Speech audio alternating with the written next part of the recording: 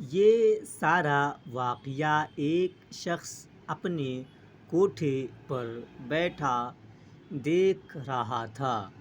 اسے لڑکے پر بڑا غصہ آیا۔ نیچے اتر کر اس نے لڑکے کو روپیہ دکھایا اور اس کو بلایا۔ لڑکا دوڑتا ہوا اس کے قریب پہنچا۔ اس آدمی نے روپیہ تو اپنی جیب میں رکھا اور لڑکے کے ہاتھ پر چھڑی سے مارا۔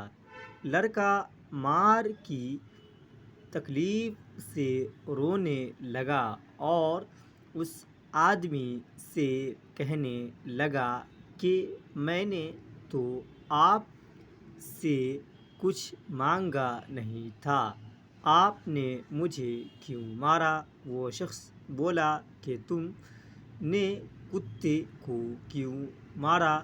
اس نے بھی تو تم سے کچھ طلب نہیں کیا تھا، جیسی کرنی ویسی بھرنی۔